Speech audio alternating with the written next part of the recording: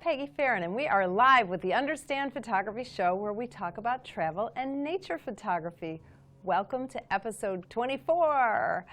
A couple things I want to get out of the way first. Remember, you can also listen to this as a podcast. We're on iTunes. Just do a search on iTunes for the Understand Photography Show, and while you're there, if you'd give us a nice review, it would be very helpful for us. Thank you. Our 4 weeks to proficiency in photography class. It's a live online class that starts March 21st. So if you're interested in getting a really solid photography education, but you're not a technical person, but you want to understand the technical parts of it, this is the right class for you. But we have a little free webinar. It's about a 45-minute webinar, and we will put the link to that webinar in the show notes. So if you go to understandphotography.com, and then you'll see the Understand Photography Show, you'll see a link to the webinar. It's called How to Get a Solid Photography Education in Just 4 Weeks. It's a free webinar, and you'll get a feel for what the course is about and for my teaching style. I'm going to teach stuff in that 45-minute webinar, so go watch it. It's free. Two more things. We Understand Photography is leading a trip to St. Augustine. Joe Fitzpatrick, who you know, he's been on the show several times now. He is leading our St. Augustine trip May 4th through the 7th. It has a heavy emphasis on birds, but it's a very diverse trip. You're going to go into the old city, the oldest city in the nation. It's just fabulous. And Joe is the best instructor. We limit all our workshops to just 5 photographers, so you get a lot of individual attention. And for that reason, beginners to advanced people can go on this workshop. Okay, and last thing is Joe Fitzpatrick is also the president of the Florida Camera Club Council, FCCC, so it's f3c.org. Anyway, the F3C is having a world-class photography convention in just a few weeks, March 10th through the 12th, right here in Southwest Florida. It's going to be at Florida Gulf Coast University. It's their spring break, so we have the university pretty much to ourselves. Last year they put on a convention like this, and it was amazing. So Rick Salmon is the keynote speaker, all big name speakers. I'll be speaking. I'm going to be teaching a workshop called Using Flash for Portrait Photography on Friday morning from 9 to 12, where we actually end up with a model shoot, so you're going to get some nice portfolio images as well as learning Flash on and off camera.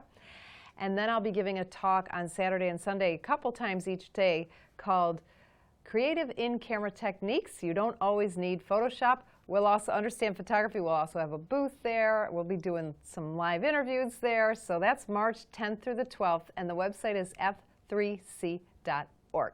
So for episode 24, my guest is Larry Richardson. Larry is a photographer and a wildlife biologist. He's been heavily involved in the nature photography community forever. He's really old, just kidding. I feel old. Yeah.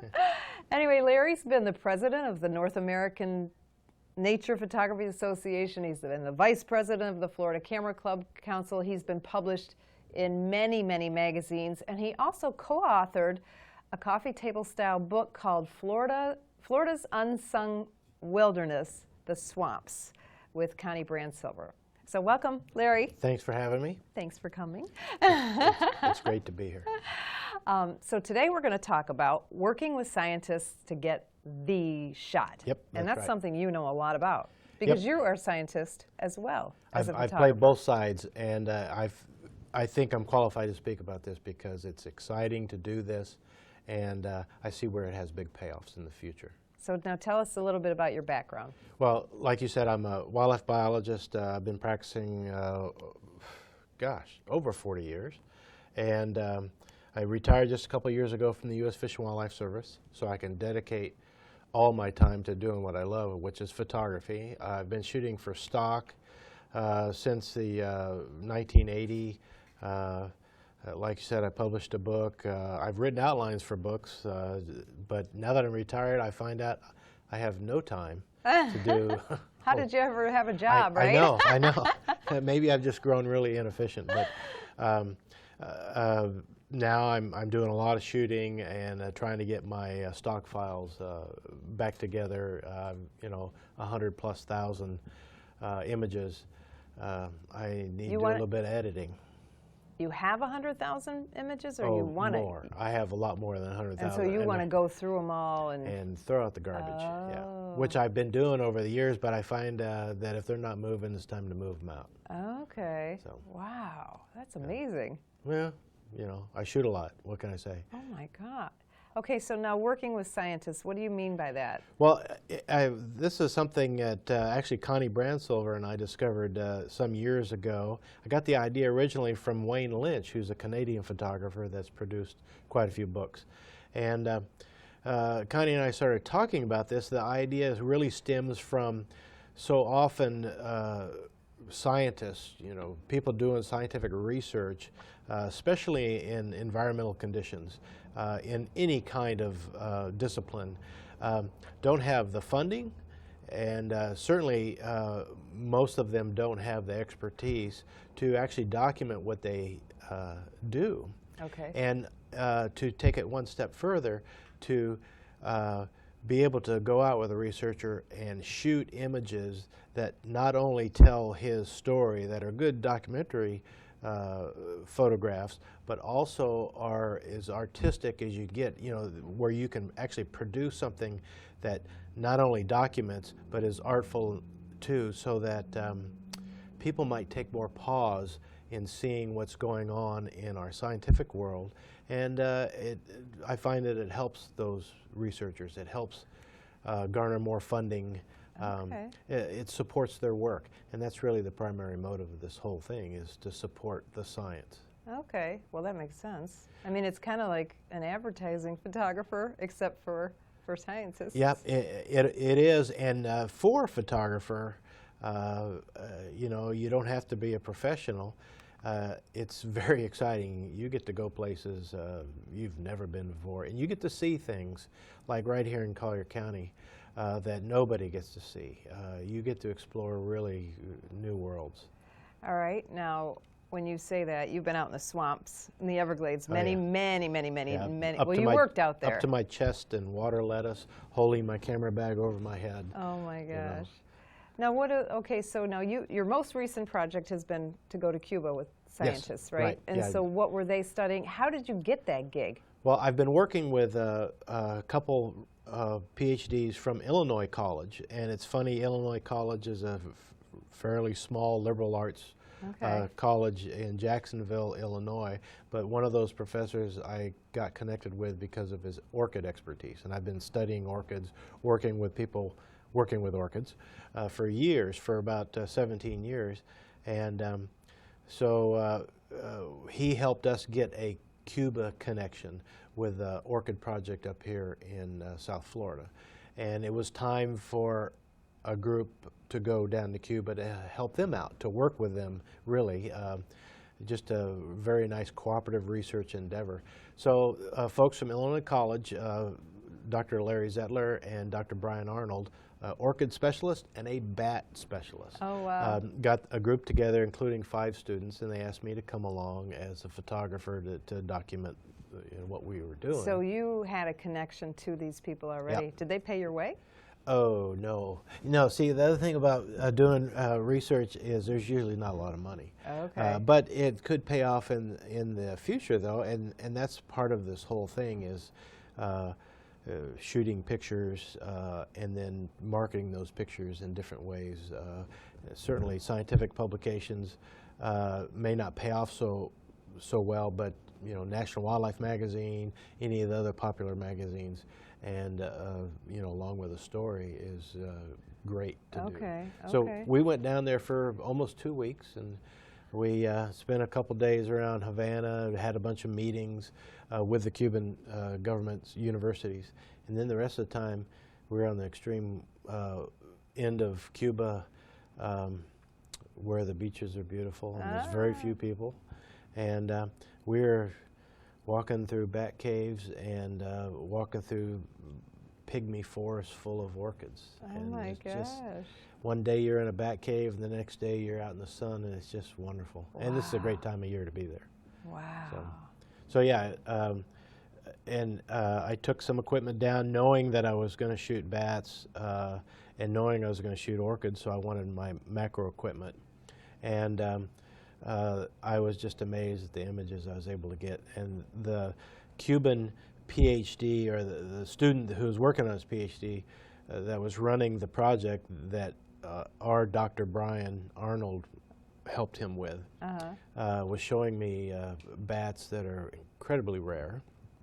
And I'm getting to take pictures of them, and I started showing this Jose these images, on my digital camera, and he started getting excited because he had never seen such close-up, nice, sharp pictures before. And so when we were all done the first day, he says, "Wait one moment." And he left us, and he went into another cave that was just sort of around the corner from the cave we were in. A few minutes later, he came out with a male and a female of a particular species of bat, where he said only about 200 even exist in the world. Oh my gosh. And they came out of only one part of this cave. So here's a particular species that lives in one part of the cave, in this one cave, and a population of 200. It makes it one of the most endangered bats in the world, if not the most endangered. Wow. Now, when you say did he come out with them in his hands? Jose was a unique individual. He would tape his fingers up with medical tape, and then he would put on mechanics gloves, and then he had a butterfly net made out of a hoop made out of a vine. Very resourceful, and he would, as these bats would fly, he would sweep them with his net and catch them. And fortunately, he caught one male and one female.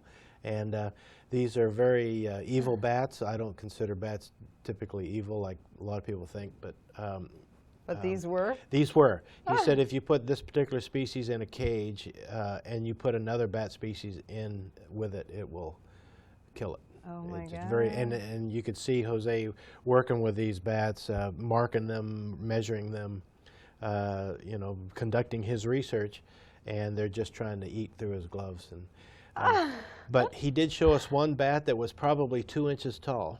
Oh my God. And the head was smaller than the tip of my finger. Oh my gosh. And he didn't have to wear gloves at all with that. The bat's mouth was so small he couldn't break your skin. And apparently no issue with rabies. And I hope so anyway. Oh my God. Well, you didn't get bit, did you? No. Oh my gosh. So now, say somebody's watching this show or listening to this show and says, I want to do that. How would somebody get started working with scientists? Well, we've given that a lot of thought, and what we find is the most obvious is just about, well, I would say all of the state facilities, state parks, like Rookery Bay Estuarine Research Reserve, it's right here in Collier County. They all really thrive on volunteers. And first of all, I would check out the non-government organizations that are around, and it doesn't actually have to be outdoor scientific endeavor. You could go to Collier County Museum, and maybe there's an expeditionary dig around where you could come and observe and photograph. A lot of times, though, what you have to do is you have to break the ice, and this is probably the most important thing I can say, is in developing your reputation as a bona fide photographer. You might find yourself volunteering to empty garbage cans or do some surveys. I've done a lot of plant surveys and bird surveys, working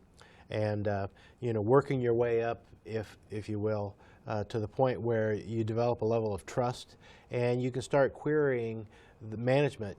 Is it possible for me to go out with someone doing some research? Also keep in mind, have a portfolio ready.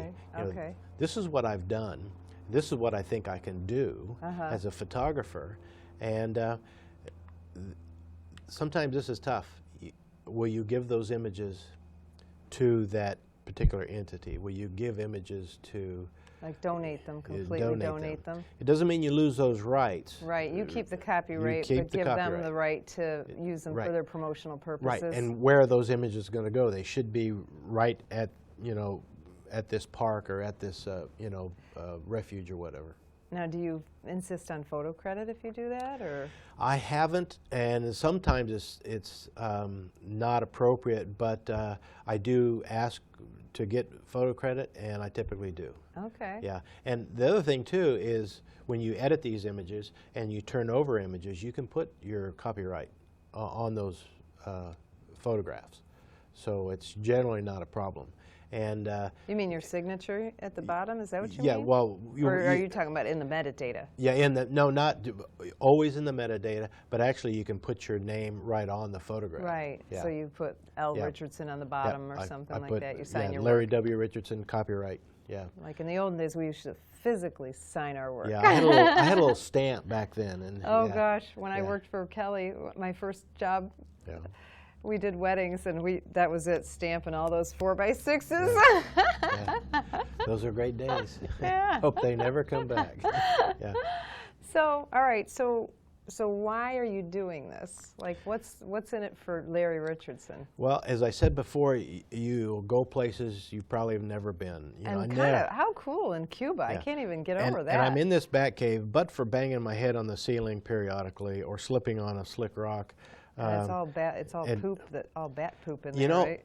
there's That's what somebody told me in Puerto Rico. there's like, don't well, you're fall. walking on it. You're walking on it, but you don't know it. It's nice and powdery, but the caves are very humid, so it's not like it's airborne, and that's a good thing.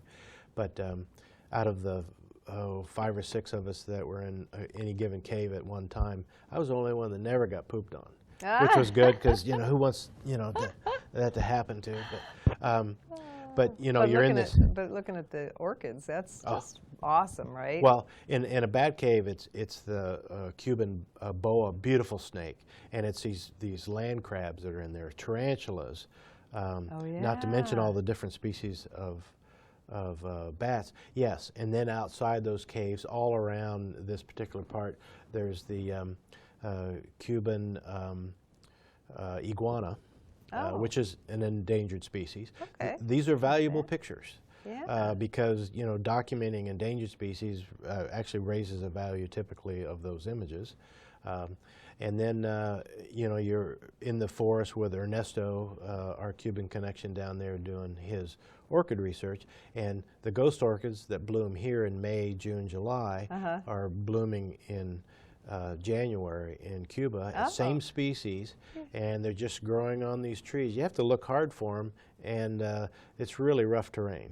You fall down hard, you're probably going to need stitches. It's not like the swamp here at all? Oh, no, it's not swamps at all. It's dry? The ghost orchids in Cuba do not grow in the swamps. They grow up on a very rugged limestone rock surface. There's no soil.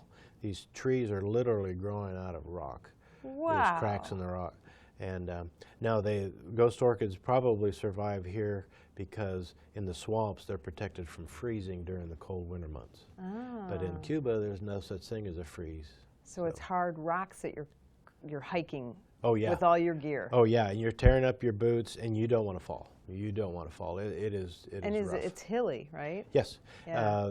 This gradual rise in terrain begins at the beach and just works up.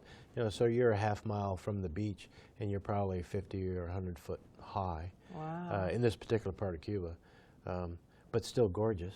And sunset at a beach doesn't matter where you are. It's gorgeous. Yeah. So, yeah.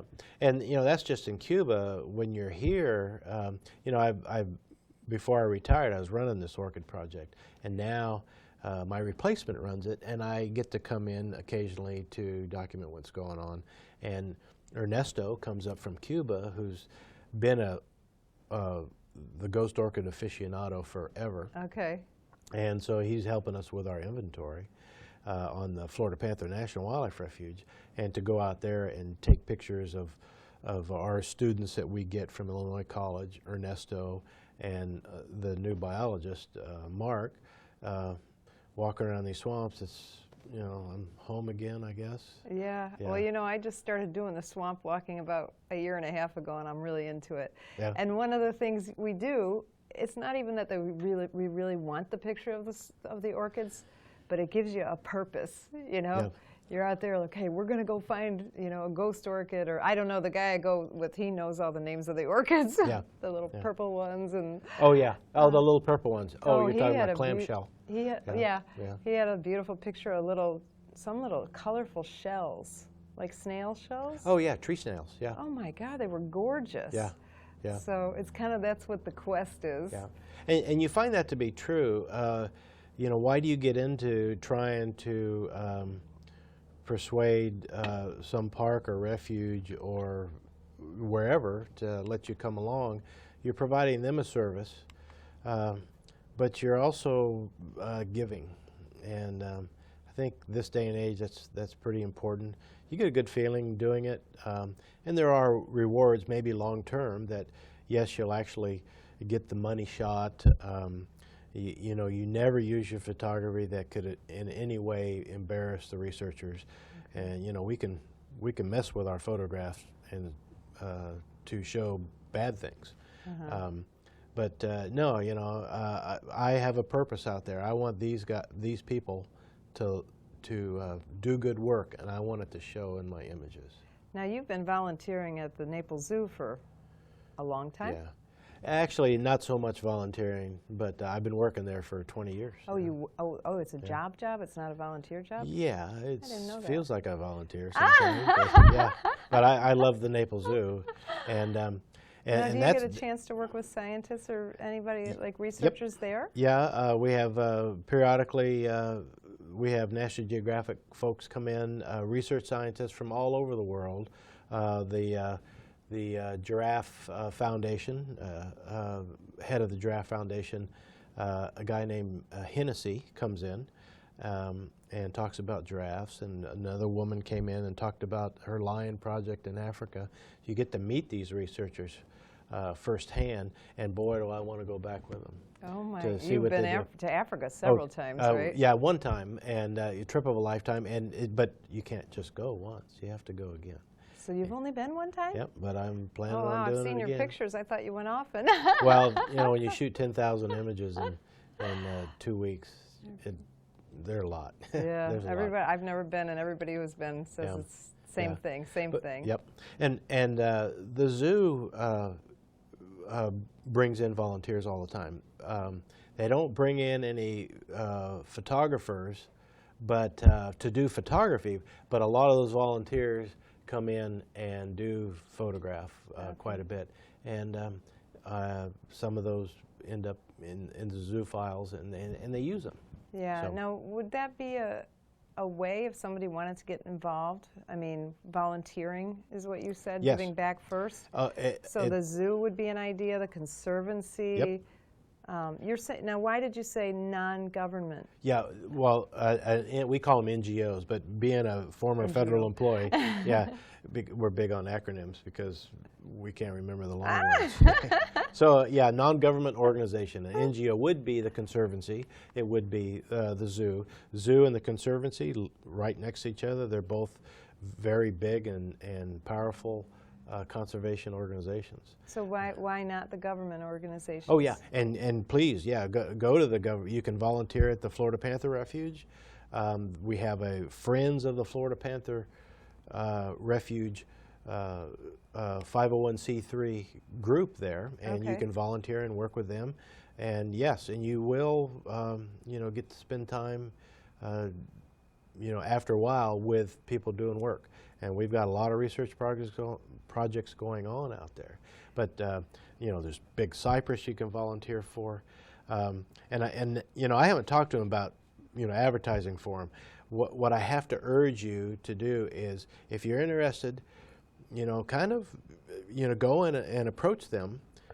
Do they have a volunteer coordinator? Most of these places do. Oh. And ask them if they do, and could I meet with them, and what opportunities are there for me, and tell them what you can do. They'll tell you what you would be allowed to do, and it may be a while before you can work your way into a position where you can do what you really want to do. Right. And I've had to do that, and you need to develop a level of trust with the people that you work with.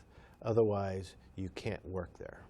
And it's very important. The guy his name is Chris Hopkins, who takes me out in Yep, the swamp. I You know Chris. Yeah, Chris is a great guy. And he goes out with a machete and helps cut down. Yeah. I mean, he really volunteers Yeah. out there.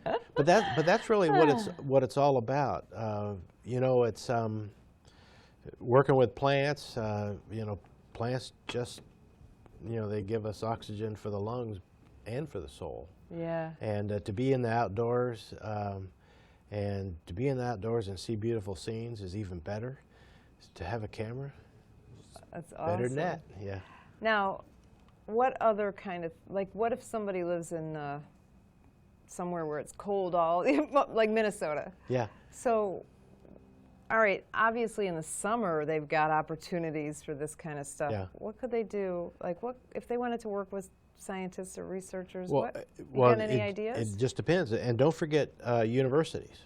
Oh yeah, universities, duh. Because you know, like University of Florida, Florida State, Central Florida, they have biology programs, and it's not necessarily biology that you have to be involved with. Again, it could be archaeology or. Oh yeah. Yeah. Yeah. And you know, the sky is the limit, really.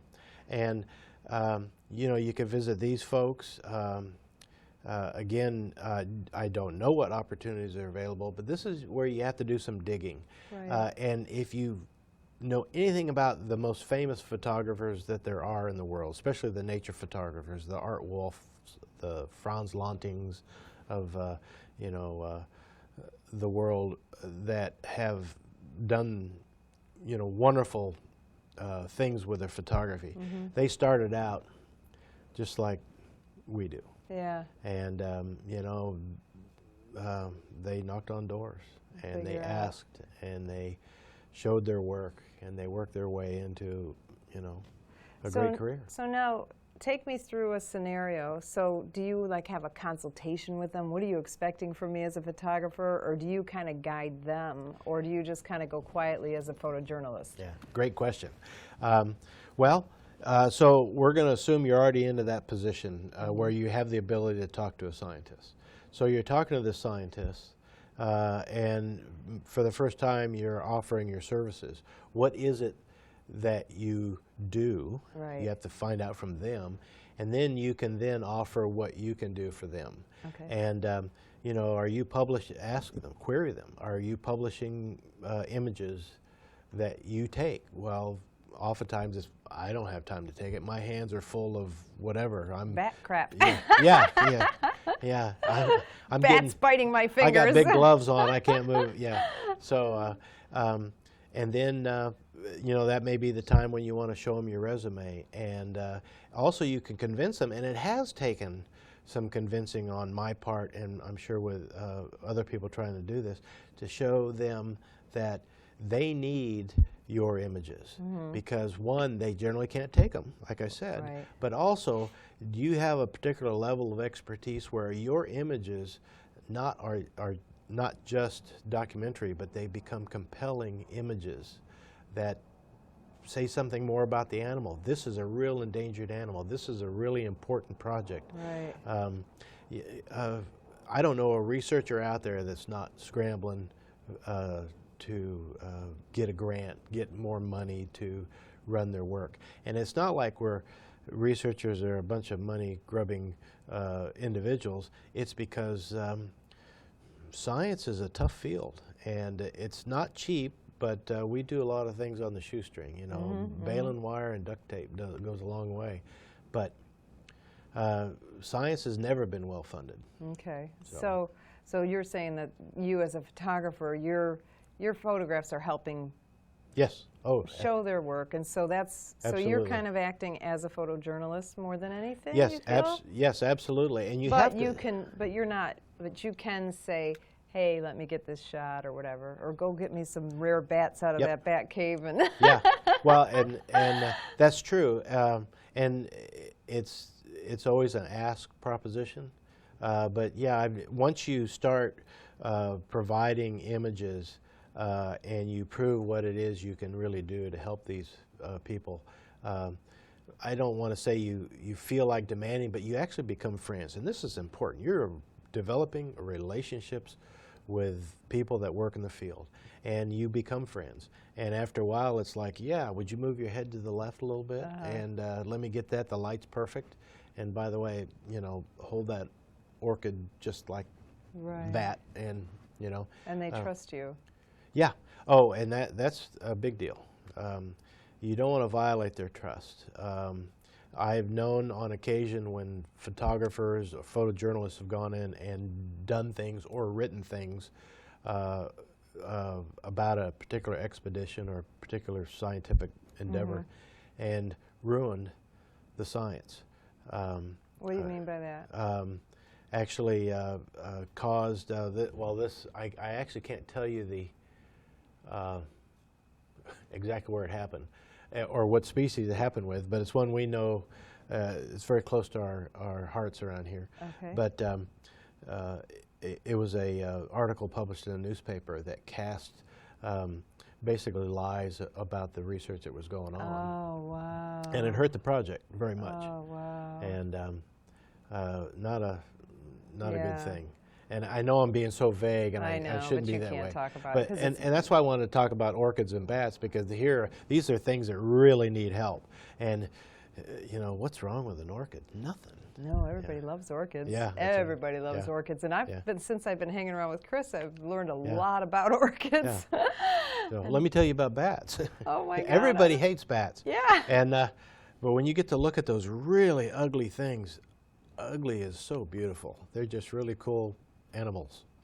Now, when you were taking the pictures, were they like bringing them out and you had it in the hand, or how were you taking these pictures? And that's the other thing about this process is I was using for most of my bat pictures, I was either using a 16 to 35 millimeter, or 100 millimeter macro. And you're on a full frame camera? A full frame camera. Okay. And I'm using a macro flash that attaches to the front of the 100 millimeter macro, or I'm using just a top flash for the wide angle, and with a Gary Fong dome, which I love. Me too. Really great for caves too, because I really light the place up. And so we were actually doing the work. Jose and Brian were actually collecting these bats, and the students were helping and learning how to collect them without getting bit. And collecting these bats. Were they all with little nets like that? Yeah, it was pretty comical. And it was okay. It was okay for it to look comical. So yeah, I got these pictures, and I got this sweeping photograph of a net, and the bat's like about 6 inches away. It wasn't going to get caught, and it was good. Oh my God, that sounds like a great photo. So yeah, it was exciting. But they're actually doing their work. They're not there for me to photograph them. Right. And we were catching bats. I say this group was catching bats and pulling them out of these bags. As they catch one, they stick it in a cotton bag, and then and they just kind of lay there and go to sleep. And when it's time to get one out, you pull it out and you measure the forearm of the bat. They actually have arms attached to their wings. And you mark them with a indelible ink pen, and you look them over, and then Jose would hold them up in a particular way, and they would actually call. It's not a nice call. They're kind of like screaming at you. And Dr. Arnold, Brian, was recording that call. And then we came back the next day, and he did callback testing, where he would play the calls and see how the bats reacted to it. And so he was, collecting data all the time, and the measurements and everything was what Jose needed to do. So Jose was doing his thing, Brian was doing his thing, and I was in there just taking pictures. Just trying to stay out of the way, but okay. And as it turns out, I'm taking pictures and I'm looking at them on my computer in the evening, and I'm seeing louse flies and different insects that were on these bats that they weren't aware of. Oh, yeah. And so that started really turning some heads. And so they like that because that helps their research, because they can't see some of this stuff. Exactly. And this whole thing is about helping their research. Yes, maybe I'll sell the images later on. I plan to try. But yes.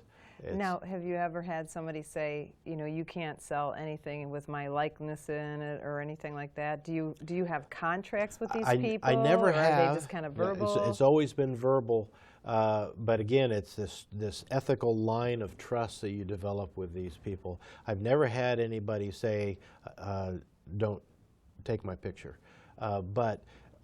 You know, I've worked with different agencies and non-government organizations, and typically they're used to having to be in the limelight at some point in time, usually with the public yelling at them. But they're usually okay with you Yep. even selling the pictures. yes, but I also make them review them, and I say it's not hard to make them. I say, here's a disc. Yeah, because everybody wants to see their Here's pictures. a CD. Yeah. Are there any there that you don't want the public to see? Oh, that's really nice. And it's really easy to take a photograph that you think is totally benign, and it could actually reveal something that's embarrassing or would be subject to misinterpretation. Yeah, that's a good point. Yeah, and that's important. You know, if you hold a bat a certain way, it might look like you're hurting it, and you're not. You know, these bats are very comfortable holding them, sort of like at the back of the neck, Like just a like cat? you would a young cat or a puppy. But people would say, "Well, I don't like that." Well, they're not worried about me releasing an image that Right. shows them being held that way. Because you're yeah. showing them to them. That's a Right. great idea. But somebody could, you know, say, "Well, I don't think that's right. You know, Yeah. it'll hurt them." Well, I don't think you know. Yeah, So, yeah, that's a good point. yeah. So now, how do you know what kind of equipment to bring?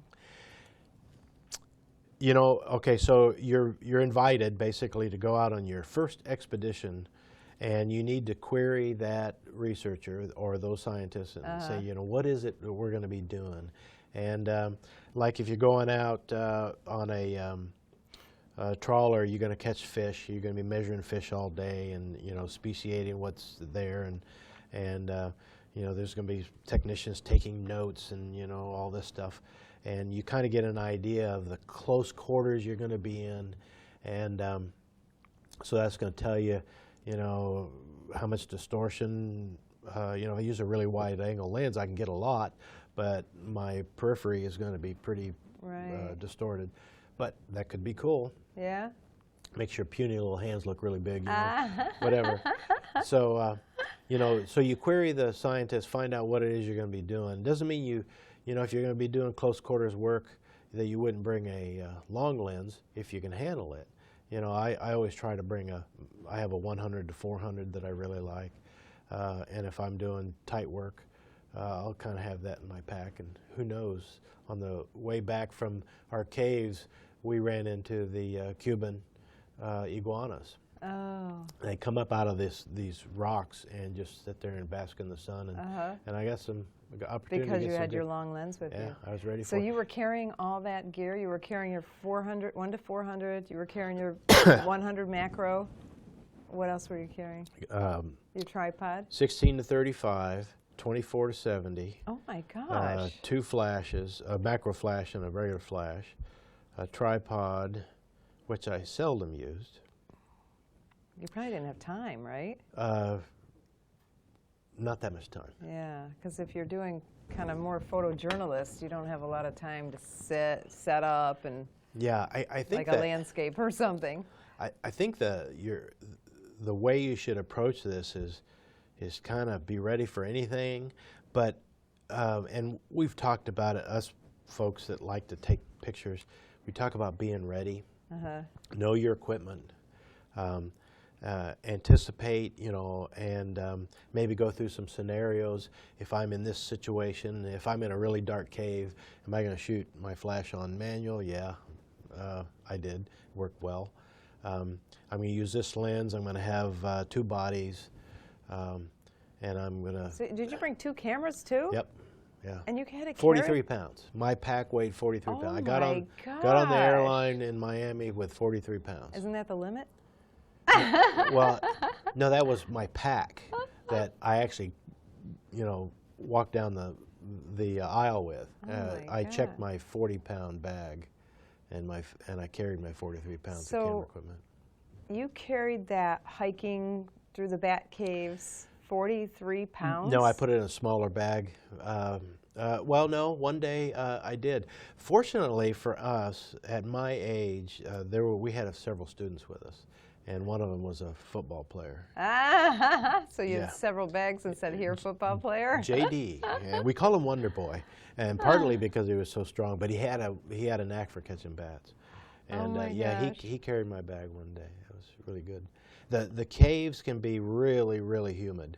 And acclimate your camera equipment if you're going to go in a cave. Okay. Again, I should have known this. The night before I was talking about what it was like, and Jose said the caves are going to be really humid.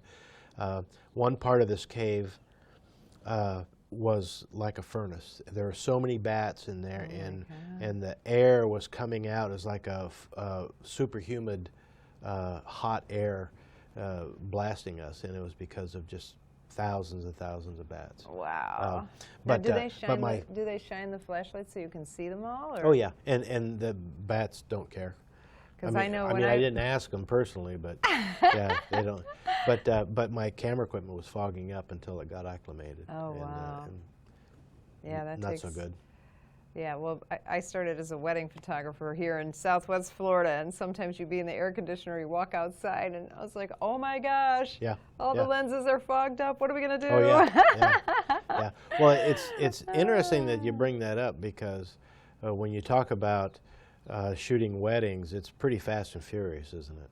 And oftentimes you're in situations where you're just shooting. You're just trying to get the shot. You're trying to compose. You want to always try to compose. You always want to check your light settings, your exposures, but also your depth of field too. But that's really important when you're doing close work. And you're getting the songbird being measured as well, a few inches away, writing in a notepad, the researcher writing down the measurements he's getting from this small songbird. Those are important things to consider. So you're checking all this stuff, and that's why it's important to really know your equipment.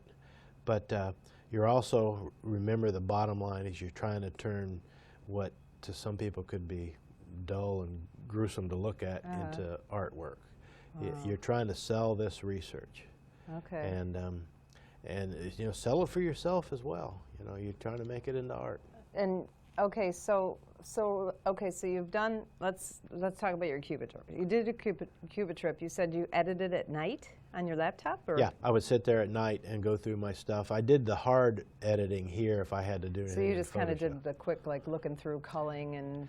Yeah, I mean, I would tweak a few things too, because when you go into those, the other thing is I check your white balance. I should have, I did everything auto white balance, but I should have gone in there with a white piece of paper and photographed it and did that there, because I had to adjust my But you colors shoot a in bit. raw.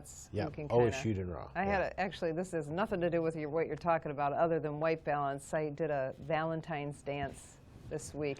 Oh, great. And there were red and purple and all these different color lights. But that was on Tuesday, wasn't it? Yeah, very good. Yeah, okay.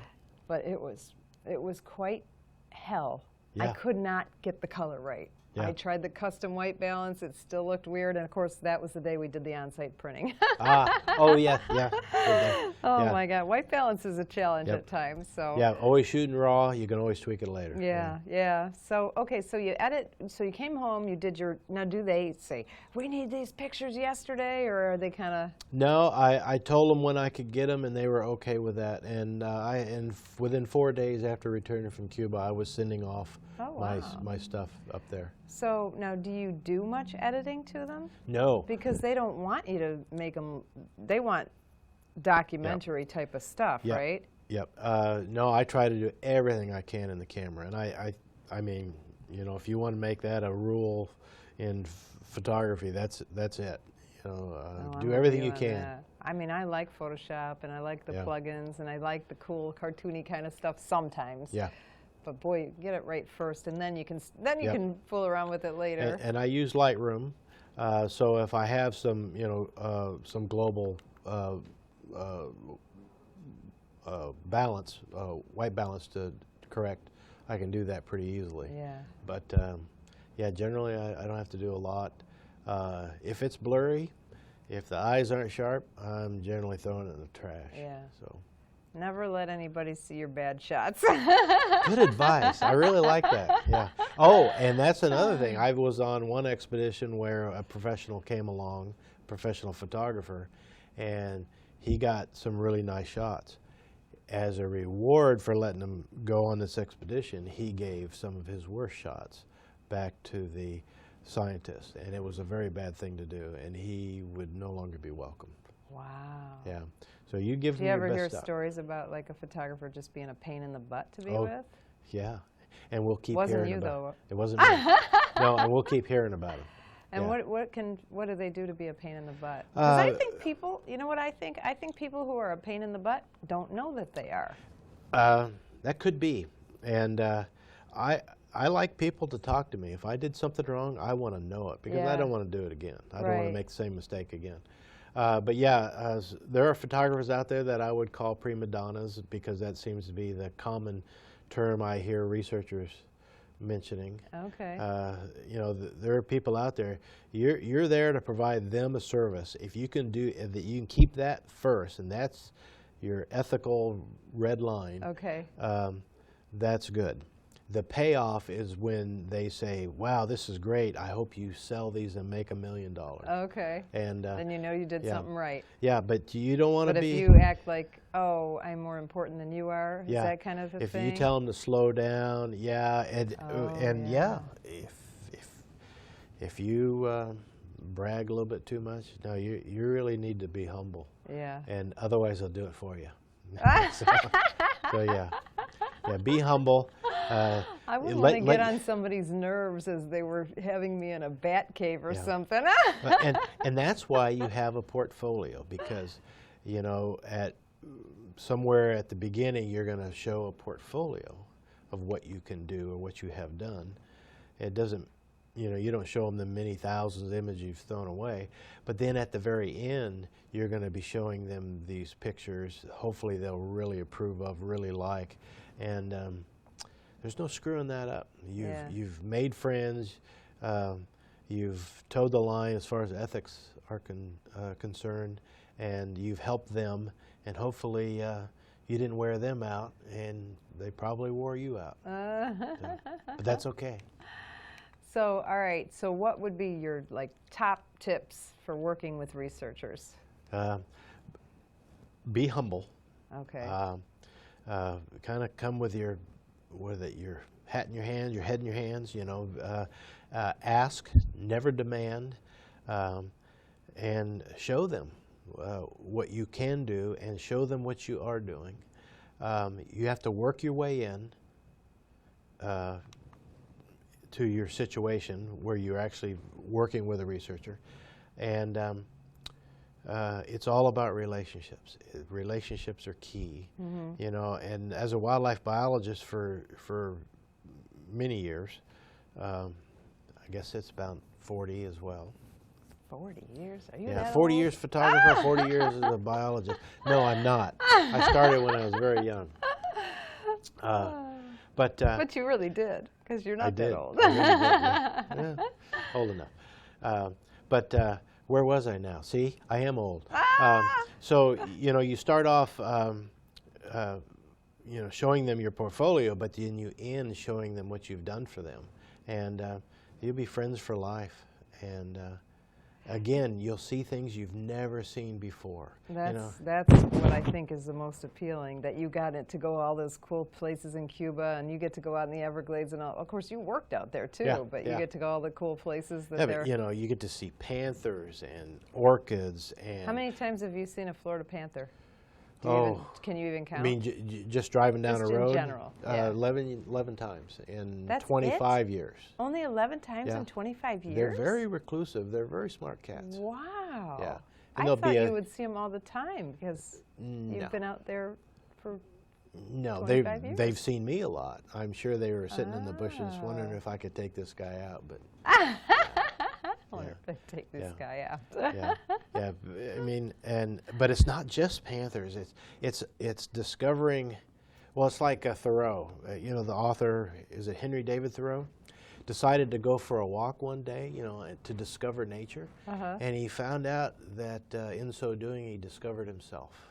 And with photography, especially helping researchers, going places where you've never been before, seeing things you've never seen before, or seeing things that are so common, having them pointed out to you in a totally different light, and realize that's not just a weed, you know, that's something, you know, medicinal. Who knows? It's something great, yeah. And you know, you find out that it's not just discovery for yourself, but it's actually discovery on the part of the researchers, because they get to see themselves in the light that they actually want to be in, and they get images that tell their story. So now, what kind of projects? You just did this Cuba bats and orchids project. Right. And you've done orchid projects here, it Yeah, sounds like more than one. I'll keep doing that. You'll keep doing that. Okay. Yeah. What else have you done, or what else do you want to do? Well, what else do I want to do? I want to do a little bit more on pythons and some of the exotics that we have. That we have in the Everglades? Yes. The ones that are not supposed to be there? That's right. The reticulated python, I think we have the rock python now, and the Burmese. And so now who studies that? Oh, the Conservancy's doing work on them, and I think with Rookery Bay, and that is a kind of a tough nut to crack too. You're not going to just be able to go out and with a researcher to do that with pythons. I guess they could be a little dangerous. But, snakes. You know, snakes in the swamp. That doesn't sound. I'm not up to wrestling a snake, you know. Yeah. But I want to do more about it. But it's not just pythons; it's other exotics. Because as a wildlife biologist, I see exotics taking over both plants and animals, insects. Oh yeah. They're taking over places they just shouldn't be. Okay, so that interests you. Yeah, and also I want to write a couple more books, and it'll probably always include something about science. All the work that I do revolves in some way around science. Well, tell me about your book. Tell me the name again. It's Florida's Unsung Wilderness, The Swamps. Okay. Connie and I put this out 17, 18 years ago. Oh, wow. Yeah, 17 years ago. Wow. Yeah, so it's been out for a long time. But we had the idea of putting together a series of essays. Each essay was part of a chapter, was a chapter, and we pooled our respective images, and then we hired a company. It was self-published, but you know, we paid for the book, and you know, we made a little bit of money. You know. No, is it just like what? It's pictures of a swamp, or? It's all about the swamps. There's a story in there about the Florida panther. They frequent swamps. The orchids, but particularly what's called the bee swarm orchid or the cigar orchid. The bird life. You know, we pick these different things, the landscapes. But then Connie had this great idea of wanting to end the book talking about the people. Okay. And I think I lost my train of thought earlier, but it's all about the people. And I always wanted to be a wildlife biologist, being away from everybody. And you can't get much work done without coordinating with somebody, working with somebody. So your book has pictures of the people who work in the swamp, basically? Yeah, yeah. Like people like you? Back then? Yeah. Back then? Yeah. Back then, well, still, kind of. Yeah. Yeah, I have my picture plastered around places. I don't particularly like looking at myself. Photographers are photographers because we like to be on the other side. Yeah. So what, you said it ends with the people. So it's talking about the old timers, the way it was, and describing. Okay. Connie interviewed an old friend of ours, and who's since passed away, but talking about the way it was, the crackers, you know, the cracker cows, these guys on horseback, the farmers, the people that we have no idea how tough it was back then. Oh, I can't even imagine. I can't even imagine the mosquitoes, you know? Yeah. Because we spray here. Yeah, what was one of the quotes from this one gentleman we interviewed was, really, you don't really care after the first 500 bites. And I'm to the point now where they don't bother me that much. Really? Yeah, and I have had literally hundreds of bites in just one part of my thigh. Oh, you know, geez. just because my pants were tight when I was kneeling down and I was busy doing something. Sometimes when you're holding on to an alligator, you can't really let go. No, to really? slap Seriously? You mosquitoes. were holding on to alligator? Yeah. What were you doing? Or have you done Actually, that more filming than a once? TV show. Yeah, I've done it before. What are you doing? We were actually determining the sex, weighing him or her. I can't remember what it was now, but it was like 8-foot alligators. Two of us on him. Oh my gosh. Yeah, and what had happened is we had snared the alligator and we pulled it across some shallow water. It was in a hole in the middle of a road, flooded swamp. And as we pulled it into shallower water, we pulled it over a fire ant mound that was poking out of the water and spread fire ants across the water. So we had fire ants crawling all over us. Biting you?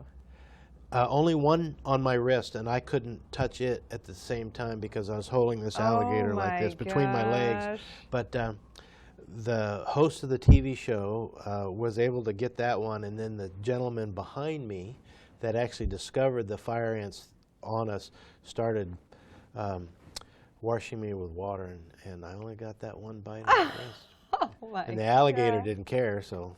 They don't bite the alligators? No, not a fire ant. They can't bite through their skin. Oh, that's thick. Yeah, that's right. That's right. Yeah, but Oh anyway. my God, that's a good story. Yeah. So what's next for Larry Richardson? Well, I have a lot of images to edit. Oh, that's right, 100,000. 100,000.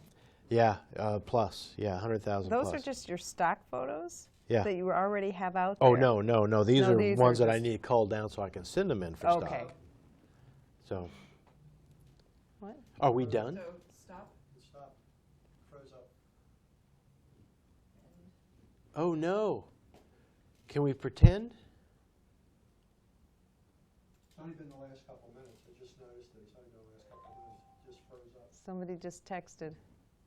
I thought I turned my phone. I didn't turn my phone off. Are we still on? We still have 2 minutes. Oh, We're- we're going to well, do what a we're gonna real do- nice roundup. We are going to, because they'll get it going again, then we'll finish. And Okay. then she'll splice it together for the YouTube video. Okay, good. Yeah, we have to do a good finish. I know. Yeah, I wanted to finish with shooting for animal behavior. All right, so I'm going to go back to what's next for Larry Richardson. Yeah, okay. Will you shut that off? I forgot to turn it off. Yikes. That was pretty good. I didn't turn off my ringer and it hadn't rung. You want to do it right now? Is that Ashley? So now, you already knew that high. I can't always tell immediately because I can't tell. Well, just turn it off on the side. There's a little, Okay, there's a problem. Okay. Ashley's saying there's a problem. It's not, Here, we'll get it. All right, well, we can, let me see, I can't read anyway. You already knew that. I can't always tell. Whoa, it disappeared. I was trying to read it. Let's see if I can see where you stopped. We'll just start with what's next for Larry Richardson. Yeah, I was probably right around there. The guy at the door is the guy coming to pick up his cameras. There's a guy here? Yeah, Well, it's going to have to wait. yeah, I told him that. It was So a man? I was over- It was a man, huh? Must be the husband of the lady. Yeah, I'll see where the door is. So you saw him coming in? Yeah, that's why I shot. I don't know where you saw.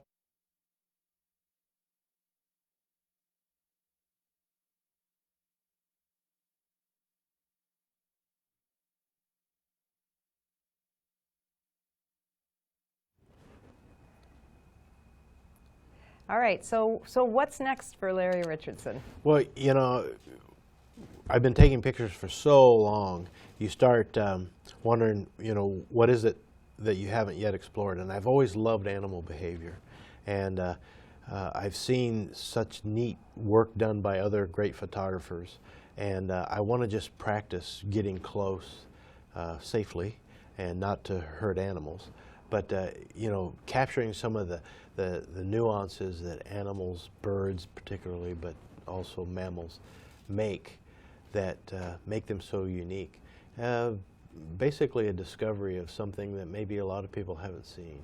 And I'd like to bring that to light. So are you talking about like just sitting out in the swamp waiting for alligators and panthers and turkeys to come out and studying their behavior? It'll probably come to that, because I really don't mind sitting on a blind somewhere. I really don't mind just walking a trail. You know. It's so nice out there. I got hooked, man. After Yeah. the first time Chris took me out there, it was like, I've seen oh pictures my of Chris in the gosh. swamps, and he knows what it's like. He It can knows. get deep. Yeah. He's really a good guide, Yeah. by the way. Yeah. So. A great photographer. Yeah, he is. Yeah. He doesn't want to be on my show, though. Well, you know, he's modest. Yeah. But yeah, that's where I'm headed. That and sounds awesome. I don't know if I'll get there, but I'm going to try. Well, you may as well. It's so beautiful Yeah. here. We're so lucky to be here in Southwest Oh Florida. yeah, yeah. So where can we find you?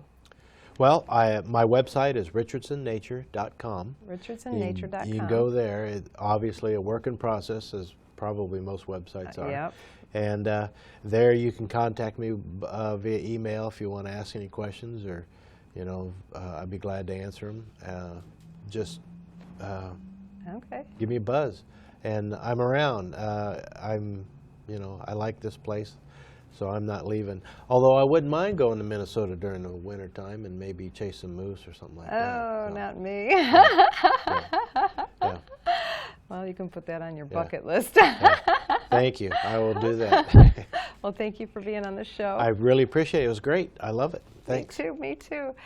I want to just remind you about the Florida Camera Club Council Convention. Woo, that was a mouthful. It's f3c.org. That's March 10th through the 12th. Unfortunately, Larry's not going to be there. He's going to be out of town because he's having another grandkid. He's a lucky man. But I'll be there. I'm giving a workshop and a few talks. We have a booth there. There's going to be amazing speakers. f3c.org. Don't miss it. It's worth coming to if you're, you know, want to fly in from Michigan or something. It's in March. You should come to Florida in March anyway, right? Don't forget we're on iTunes, and go to understandphotography.com to see the show notes from today's show and all of our other shows as well. You can watch the YouTube videos or whatever you need. Our virtual assistant, Ashley, hi Ashley, she does a great job on the show notes. So there's pictures from our guests, Larry's pictures, some of them will be on the website, and then she takes really good notes so you can just kind of read and get a review of our talks as well. So next week on the Understand Photography show, my guest will be Logan Newell, who is a travel photographer, and he's a documentary photographer in general. He's going to talk about shoestring travel ideas.